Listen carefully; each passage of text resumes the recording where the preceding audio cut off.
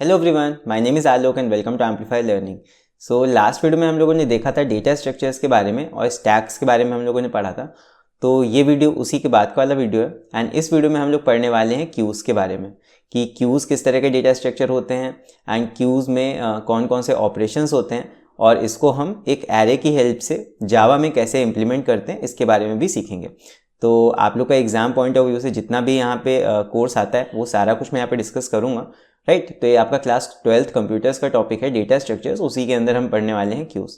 तो गाइस, अगर आप लोगों ने अभी तक इस चैनल को सब्सक्राइब नहीं किया है तो चैनल को सब्सक्राइब कर लेना, बिकॉज मैं आगे भी ऐसे और वीडियोस लाता रहूँगा। तो चलो अभी इस वीडियो को स्टार्ट करते हैं।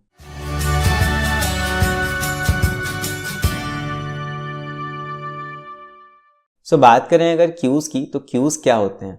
क्यू वर्ड की अगर मीनिंग की बात करें तो क्यू का जस्ट सिंपल मतलब होता है a line of people. Generally लोगों की ही लाइन को क्यू बोला जाता है, या फिर आप कोई भी ऑब्जेक्ट्स है एक लाइन में रख दो तो वो क्या हो जाएंगे, क्यू बन जाएंगे। क्यू का मतलब सिंपल होता है एक लाइन में बहुत सारे लोग खड़े हुए हैं तो उसी को बोला जाता है क्यू ऑफ पीपल, राइट। जैसे कि आप कहीं पे गए होगे, टिकट लेने अगर गए होगे किसी बस स्टैंड पे, या फिर अगर आपने कभी मूवी का टिकट लिया होगा तो आपको आइडिया होगा कि आप जब भी कोई सामान लेने जाते हो तो अगर वहाँ पे ज़्यादा लोग होते हैं तो वो एक लाइन बना के खड़े हो जाते हैं। आप बैंक जाते हो, इस समय तो खासकर बैंकों में लाइन लगती है। जब भी आप किसी लाइन में लगते हो तो क्या होता है कि जो सबसे पहला पर्सन लाइन में एंटर करता है सबसे पहले उसका काम होता है, ठीक है। उसके बाद जो सेकंड पर्सन लाइन में एंटर करेगा उसका काम होगा, फिर जो थर्ड पर्सन लाइन में एंटर करेगा उसका काम होगा, एंड धीरे धीरे लाइन आगे बढ़ती जाती है एंड एक एक करके सबका काम होता जाता है। तो क्यू का मतलब कुछ ऐसा ही है कंप्यूटर्स की लैंग्वेज में भी, कि क्यू का मतलब ये कि एक लाइन है ऑब्जेक्ट्स की, तो जो पहले उस लाइन में एंटर करेगा पहले वही बाहर भी जाएगा, और जो बाद में एंटर करेगा वो बाद में बाहर जाएगा, राइट। और क्यू की एक खासियत क्या होगी कि जैसे आपका काम जब हो जाता है तो आप ऐसा तो नहीं करते कि वापस पीछे लाइन में आके बाहर जाते हो, ठीक है। जैसे जैसे आपका काम होता जाता है आप आगे से ही निकलते जाते हो। क्यू की एक खास बात क्या होती है कि जो लोग एंटर करते हैं वो बैक वाले एंड से या रियर एंड से एंटर करते हैं, और आगे के एंड से जैसे जैसे उनका काम होता जाता है वहां से वो एग्जिट करते जाते हैं, राइट।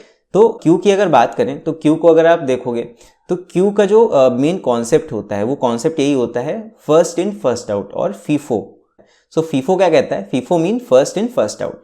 जो पहले आएगा वो पहले ही बाहर निकल जाएगा, ठीक है। जैसे कि लाइन में जब आप पहले एंटर करते हो तो आपका काम भी पहले हो जाता है, आप वहां से पहले निकल जाते हो।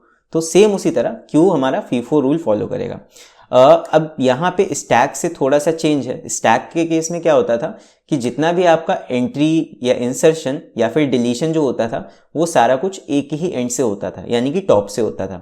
बट क्यू के केस में ऐसा नहीं होगा। यहाँ पे आप डायग्राम की हेल्प से देख सकते हो कि अगर मान लो ये हमारा एक क्यू है तो क्यू में जो इंसर्शन होगा, इंसर्शन तो आपका बैक से होगा, इधर से होगा, लेकिन जो डिलीशन होगा वो आपका इधर से होगा।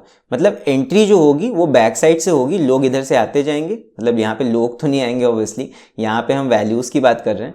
तो वैल्यूज़ जो आएंगी वो रियर एंड से आएंगी या बैक एंड से आएंगी, और जब वैल्यूज़ को हमें निकालना होगा या उनको डिलीट करना होगा तो वो हम सिर्फ फ्रंट से निकाल सकते हैं। So that's the rule in a Q.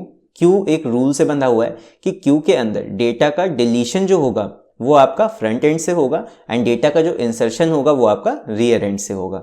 यही रूल फॉलो करेगा क्यू डेटा स्ट्रक्चर। तो हम एक एरे में अगर ये लिमिटेशन लगा दें कि उसमें हम इंसर्शन सिर्फ बैक एंड से करें और डिलीशन सिर्फ फ्रंट एंड से करें, तो वही एरे किस तरह काम करने लगेगा एज अ क्यू। अब क्यू की कुछ एप्लीकेशंस भी होती हैं, जैसे कि आपकी जब आप प्रिंटिंग करते हो तो प्रिंट क्या बना देता है, प्रिंटर एक क्यू बना देता है प्रिंटिंग की। जैसे मान लो आपने 5 फाइलें प्रिंट पे लगा दी, तो होता क्या है कि जो आप पहले फाइल प्रिंट पे लगाओगे पहले वही प्रिंट होगी ना। ऐसा तो नहीं है कि आपने 5 फाइलें प्रिंट में लगाई और सबसे लास्ट वाली लगाई हुई फाइल पहले प्रिंट हो गई। तो क्यू ऐसी जगहों पे काम आता है जहां पे आपको कोई काम करवाना हो कंप्यूटर से, तो वो क्या करता है, वो उन टास्क को क्यू में लगा देता है। तो जो पहले वाला काम लगा होगा वो पहले हो जाएगा और वहां से डिलीट हो जाएगा, फिर अगला वाला जो काम लगा होगा वो वहां पे हो जाएगा और डिलीट हो जाएगा। तो क्यू के ये कुछ एप्लीकेशंस मैंने आपको बताया, और भी एप्लीकेशंस होते हैं बट उनके बारे में जब आप पढ़ोगे तो वहां से आप देख सकते हो। अभी हम लोग देखते हैं कि क्यूज में कौन कौन से ऑपरेशंस होते हैं।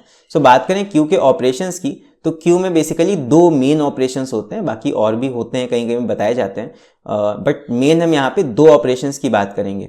एक तो इंसर्शन क्यू में कैसे किया जाता है और डिलीशन कैसे किया जाता है। तो यहाँ पे इंसर्शन ऑपरेशन को, जैसे कि स्टैक में इंसर्शन को बोलते थे पुश और डिलीशन को बोलते थे पॉप, उसी तरह क्यू के अंदर इंसर्शन को हम बोलते हैं कभी कभी एन क्यू बोल देते हैं। ठीक है, यहाँ पे देख सकते हो आप, इंसर्शन को कभी कभी बोला जाता है एन क्यू। एन क्यू का मतलब होता है क्यू के अंदर एंटर करना, ठीक है, एलिमेंट्स की एंट्री करना, एन क्यू। और जब हम डिलीट करेंगे किसी एलिमेंट को क्यू में से तो उसको डी क्यू भी कभी कभी बोलते हैं, डी क्यू ऑपरेशन।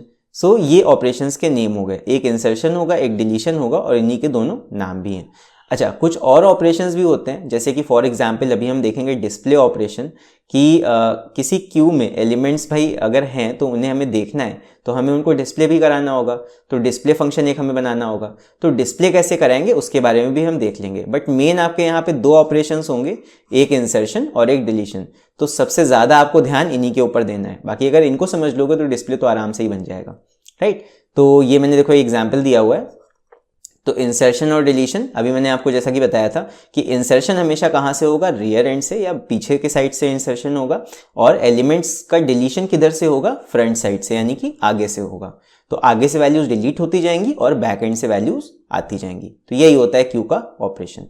तो चलो अभी हम इन्हीं फंक्शंस को या इन्हीं ऑपरेशंस को इंप्लीमेंट करके देखते हैं इन जावा यूजिंग एरे। तो एरे की हेल्प से हम इंप्लीमेंट करेंगे क्यू के ऑपरेशंस को। तो पहला ऑपरेशन हम देखते हैं इंसर्शन और एनक्यू ऑपरेशन। तो अब एक क्यू में इंसर्शन कैसे करेंगे इसके बारे में देखते हैं। जैसे मान लो हमारे सामने अगर एक क्यू है और इसमें हमें वैल्यूज को इंसर्ट करना है, तो आपको कौन कौन सी बातों का ध्यान देना पड़ेगा। जैसे कि हमने स्टैक में जब इंसर्शन किया था तो मैंने वहाँ पे आपको बताया था कि जब इंसर्ट करते हैं तो सबसे पहले किसी चीज़ में कोई नई वैल्यू डालने से पहले ये चेक करना होता है क्या वहाँ पे कोई जगह है उसको डालने की या उसको रखने की वहाँ पे जगह है।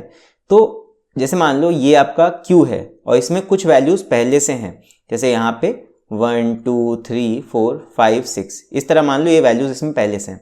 अब अगर ये क्यू पहले से भरा हुआ है तो देखो फ्रंट तो आपका यहाँ स्टार्टिंग में होगा, ठीक है, और लास्ट वैल्यू जहाँ पे होगा वहाँ पे आपका रियर होगा।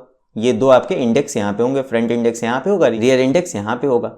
तो अब यहाँ पे हमें साफ साफ दिख रहा है कि हमारा जो क्यू है ये ऑलरेडी फिल्ड है। तो अगर हम इसमें कोई और वैल्यू इंसर्ट करेंगे तो क्या हो जाएगा, ये ओवरफ्लो हो जाएगा जैसे स्टैक में होता था। तो अगर ऐसा कोई केस है कि रियर जो आपका एकदम एंड पे है तो वहां पे कंडीशन क्या बनेगा, ओवरफ्लो का, ठीक है। तो वहां पे कंडीशन बन जाएगा ओवरफ्लो का एंड यहाँ पे हम इंसर्शन नहीं करा पाएंगे। तो सबसे पहली चीज तो हमें ये चेक करना पड़ेगा कि ऐसा तो नहीं है कि हमारे क्यू में ओवरफ्लो हो रहा है। तो फर्स्ट थिंग हम चेक करेंगे ये, ठीक है, अभी कोड में आपको बताऊंगा कैसे होगा। तो सबसे पहली चीज हमने ओवरफ्लो चेक किया। कैसे चेक करेंगे, हम ये चेक करेंगे if rear is double equal to, अगर इस क्यू का साइज होगा, अब इस क्यू का साइज देख लो कितना होगा, साइज होगा आपका 1 2 3 4 5 6, 6 सेल्स हैं इसमें तो 6 साइज हो गया। और इंडेक्सेस कहां से कहां तक होंगे, 0 1 2 3 4 5, इंडेक्सेस आपके 0 से 5 तक होंगे। तो हम ये चेक कर लेंगे कि रियर जो है वो साइज से एक कम इंडेक्स पे तो नहीं है, मतलब लास्ट इंडेक्स पे तो नहीं है। तो अगर रियर लास्ट इंडेक्स पे होगा दैट मीन्स हमारा जो क्यू है वो ओवरफ्लो हो रहा होगा, ये हम वहां पे प्रिंट करा देंगे। तो सबसे पहली चीज हमने ओवरफ्लो चेक कर लिया। सेकेंड चीज हम क्या चेक करेंगे, मान लो ऐसा केस हो कि ये वैल्यूज आपकी वहां पे हो ही ना। अब जैसे मान लो ये क्यू एकदम एम्प्टी होता, तो एक एम्प्टी क्यू के केस में जो हमारा फ्रंट इंडेक्स होता है वो भी -1 पे होता है और रियर इंडेक्स जो होता है वो भी -1 पे होता है। जब हमारा क्यू एम्प्टी होगा एकदम, तो उसमें कोई भी एलिमेंट नहीं होगा, उस केस में मैं बात कर रहा हूं यहाँ पे। अब एम्प्टी के लिए क्या होगा, फ्रंट जो आपका होगा वो भी -1 होगा और यहाँ पे जो रियर होगा वो भी आपका -1 होगा। तो फ्रंट और रियर अगर दोनों -1 है मीन्स स्टैक आपका एम्प्टी है। तो इस केस में सबसे पहला काम तो आप ये करोगे कि फ्रंट का वैल्यू क्या करोगे, 0 करोगे, यानी कि फ्रंट को एक ++ कर दोगे और रियर को भी एक ++ कर दोगे। सबसे पहली चीज तो आप ये करोगे ना।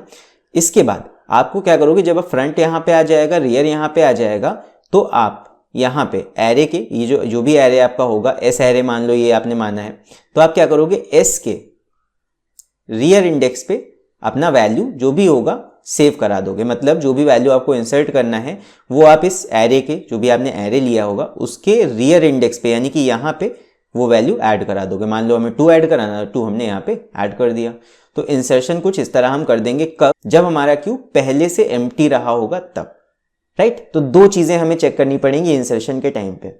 अब मान लो आपका ऐसा कोई केस है कि जहां पे आपके जो क्यू है वो एकदम ना एम्प्टी है ना पूरी तरह भरा हुआ है और उसमें कुछ वैल्यूज पहले से हैं। मान लो ऐसा कोई आपका क्यू है 2 3 5 6, इस तरह आपकी वैल्यू पहले से भरी हुई है यहाँ आपका फ्रंट होगा शुरुआत में, और जहाँ लास्ट वैल्यू होगा वहाँ पे आपका रियर एंड होगा।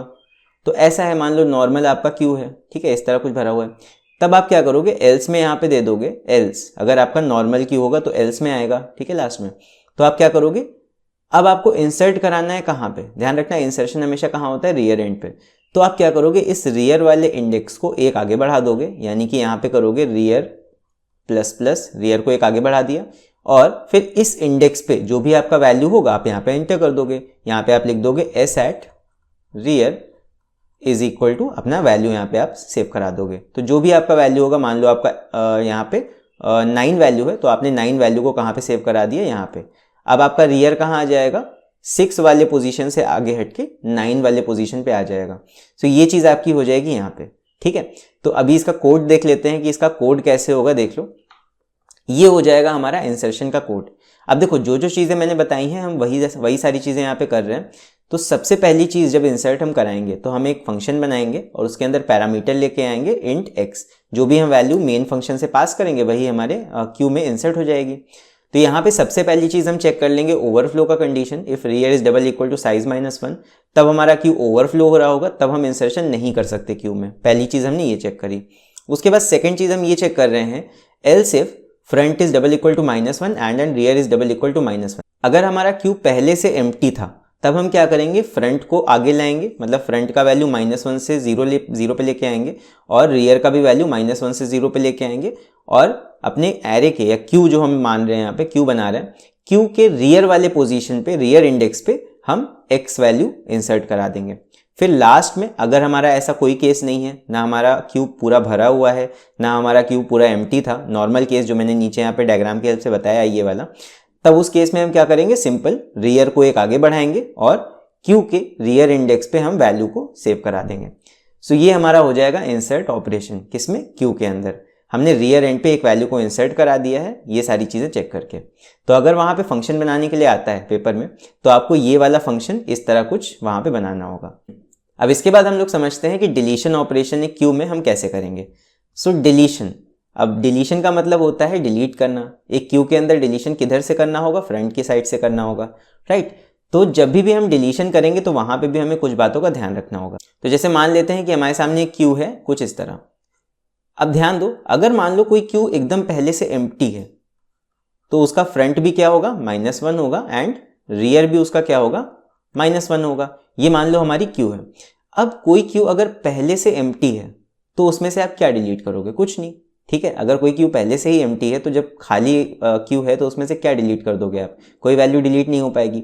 तो जब भी हम डिलीशन की बात करेंगे तो सबसे पहली चीज़ तो हम ये चेक करेंगे, इफ़ क्यू इज एम्प्टी।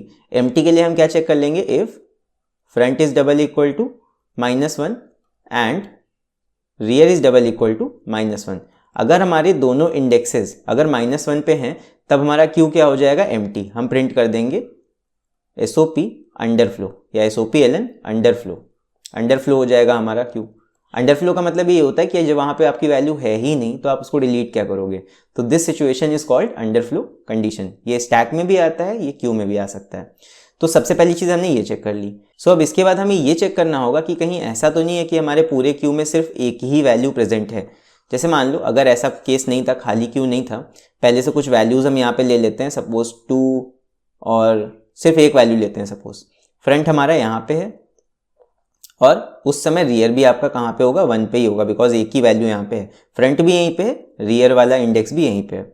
तो अगर आपके क्यू में सिर्फ एक वैल्यू है तब आप जब इसको डिलीट करोगे तो आपका क्यू जो होगा वो एकदम एम्प्टी हो जाएगा। तो आपको ये भी चीज़ चेक करनी पड़ेगी, एल्स इफ आपको ये चेक करना पड़ेगा कि आपका जो फ्रंट है कहीं ऐसा तो नहीं फ्रंट और रियर एक पास ही हैं या एक ही वैल्यू पे हैं। तो मतलब आपके क्यू में सिर्फ एक वैल्यू होगा। तब जब इस वैल्यू को आप डिलीट करोगे तो क्या करना होगा आपको, जब पूरा क्यू खाली होगा, तो मैंने बताया था कि एक पूरे खाली क्यू में आपका रियर भी -1 होता है, फ्रंट भी -1 होता है। तो आप सिंगल वैल्यू को ही जब डिलीट कर दोगे तो आपको इन दोनों फ्रंट और रियर का वैल्यू क्या सेट करना होगा, आपको front is equal to rear is equal to -1 value देना होगा, राइट। तो फ्रंट और रियर दोनों में -1 आ जाएगा। तो आपका ये वैल्यू डिलीट हो गया और आपका जो क्यू होगा वो रीसेट हो जाएगा। इसके बाद लास्ट चीज़ आप क्या करोगे, यहाँ पे एल्स अगर ऐसा कोई केस नहीं है, मतलब ना आपका क्यू पूरा खाली था और ना आपके क्यू में सिर्फ एक वैल्यू था, मतलब क्यू में कुछ वैल्यूज अगर भरी होती, कुछ ऐसा होता 2 3 5 6 इस तरह कुछ होता, तो फ्रंट आपका यहाँ पे होता और रियर एंड आपका यहाँ पे होता। ठीक, तब आप क्या करते, तब आप सिर्फ फ्रंट वाले वैल्यू को डिलीट कर देते। कैसे डिलीट करते, सिर्फ आपको एल्स में करना पड़ेगा, एल्स फ्रंट प्लस प्लस। आप क्या करोगे, सिर्फ फ्रंट को एक आगे बढ़ा दोगे, तो फ्रंट को हम एक आगे बढ़ा देंगे तो फ्रंट आ जाएगा यहाँ पे। तो जब हमने फ्रंट इंडेक्स को आगे बढ़ा दिया, दैट मीन्स कि जो पहला वाला वैल्यू था वो हमारे क्यू से बाहर हो गया। अब क्यू से बाहर हो गया मतलब कि हमारे लिए वो डिलीट हो गया, भले वो वहां पे है बट वो हमारे किसी काम का नहीं है। अब क्यू हमारा कहां से कहां तक है, इस फ्रंट से इस रियर तक, सिर्फ यहां से लेके यहां तक, ये हमारा क्यू हो जाएगा। तो 2 जो यहाँ पे था शुरुआत में, ये हमारे लिए गार्बेज वैल्यू बन गया, तो दैट मीन्स ये हट गया वहां से। ठीक है, सो इस तरह कुछ हम करेंगे डिलीशन ऑपरेशन। तो चलो अभी इसी ऑपरेशन का कोड देख लेते हैं कि इसका हम कोड कैसे बनाएंगे। तो ये हो जाएगा डिलीशन का कोड। अब देख लो, जब भी हम डिलीट करेंगे तो डिलीशन के फंक्शन में क्या क्या करेंगे देख लेते हैं यहाँ पे। तो डिलीशन में सबसे पहली चीज़, आपका जो फंक्शन होगा वो रिटर्न टाइप वाला होगा। ठीक है, कहीं कहीं पे आपको हो सकता है बिना रिटर्न टाइप के भी बताया गया हो, बट यहाँ पे मैं रिटर्न टाइप के साथ डिस्कस करूंगा। तो रिटर्न टाइप इंट टाइप का हमने यहाँ लिया है, क्यों, बिकॉज हमारा जो क्यू है वो इंटीजर टाइप का है, नंबर्स हमने उसमें सेव कराए हैं। तो इंट डिलीट, अब यहाँ पे इंट इसलिए लिया है बिकॉज जब भी हम किसी वैल्यू को डिलीट करते हैं एक क्यू में से या फिर किसी स्टैक में से, तो हम उस वैल्यू को रिटर्न भी कर देते हैं ताकि पता तो लगे कौन सी वैल्यू डिलीट हुई है। तो इस तरह ऑपरेशन होता है, जब हम किसी वैल्यू को डिलीट करेंगे क्यू में से तो उसको रिटर्न भी कर देंगे, बस इतना सा कॉन्सेप्ट है। तो जब भी हम डिलीट करेंगे किसी वैल्यू को क्यू में से, तो सबसे पहले तो हमें ये चेक करना होगा कि हमारा क्यू एकदम एम्प्टी तो नहीं था। तो एम्प्टी के लिए कंडीशन क्या है, if front is double equal to -1 and then rear is double equal to -1। तो उस केस में हम क्या प्रिंट कर देंगे, system dot out dot println underflow. Underflow condition है वहां पे, मतलब कोई वैल्यू है ही नहीं डिलीट करने के लिए, राइट। और जब ऐसा कंडीशन होगा तब हम वहां पे क्या रिटर्न कर देंगे, कोई जंक वैल्यू या ऐसा कोई वैल्यू जो हमारे क्यू में कभी एग्जिस्ट ही नहीं करेगा। तो हमने यहाँ पे एक ऐसे ही बहुत ऐसा कोई वैल्यू दे दिया -999। हम ये उम्मीद करके चल रहे हैं कि ऐसा कोई वैल्यू हमारे क्यू में होगा ही नहीं, और अगर ये कोड वापस जाता है तो वहां पे हम चेक करा के प्रिंट करा देंगे कि क्यू हमारा अंडरफ्लो था, राइट। तो ये एरर कोड है एक तरह से कि अंडरफ्लो हमारा क्यू है। इसके बाद अगले कंडीशन में आते हैं और यहाँ पे एल्स इफ होगा। ठीक है, तो एल्स इफ हम ये चेक कर लेंगे, else if front is double equal to rear. अगर हमारा क्यू जो है वो सिर्फ एक वैल्यू होल्ड कर रहा है, मीन्स पूरे क्यू में सिर्फ एक वैल्यू है, जहां पे फ्रंट है वहीं पे रियर है, मतलब पूरे क्यू में एक ही वैल्यू होगा। ठीक है, तो उस केस में हम क्या करेंगे, पहले तो उस वैल्यू को रिटर्न कर देंगे, int value is equal to, पहले हम फ्रंट वाले वैल्यू को सेव करा लेंगे। उसके बाद क्या करेंगे, जब उस वैल्यू को डिलीट करेंगे तो हमें वो एक वैल्यू भी हट गई क्यू में से, तो अब क्यू हमारा एकदम एम्प्टी हो गया। और एम्प्टी क्यू के लिए क्या होता है, फ्रंट -1 और रियर -1। तो फ्रंट और रियर का वैल्यू -1 सेट कर देंगे और साथ ही साथ जो हमने वैल्यू सेव करा था, जो इकलौता वैल्यू था, उसको रिटर्न करा देंगे। तो ये हो जाएगा। इसके बाद एल्स, अगर मान लो ना हमारा क्यू पूरी तरह खाली था और ना हमारे क्यू में लास्ट वैल्यू था, तब हम क्या करेंगे, तब हम एल्स वाला केस देखेंगे। और एल्स वाले केस में क्या करेंगे, यहाँ पे जैसे कि मैंने आपको बताया था कि हम पहले तो फ्रंट वाले वैल्यू को सेव करा लेंगे एक टेम्प में, उसके बाद फ्रंट को आगे बढ़ा देंगे, फ्रंट प्लस प्लस करा देंगे फ्रंट इंडेक्स को। तो इससे क्या होगा, पहला वाला वैल्यू हमारे क्यू में से हट जाएगा। ठीक है, पूरी तरह हटेगा नहीं, बट हमारे क्यू को हम आगे बढ़ा देंगे फ्रंट को, तो हमारा क्यू लिमिटेड हो जाएगा इतने से इतना, फ्रंट से रियर तक। तो पहला वैल्यू हट गया। उसके बाद उस हटे हुए वैल्यू को, जो कि हमने टेम्प में सेव कराया था, उस वैल्यू को यहाँ से रिटर्न कर देंगे। तो कुछ इस तरह हमारा बन जाएगा डिलीशन फंक्शन। ठीक है, डिलीशन ऑपरेशन कुछ इस तरह हम करेंगे इन जावा।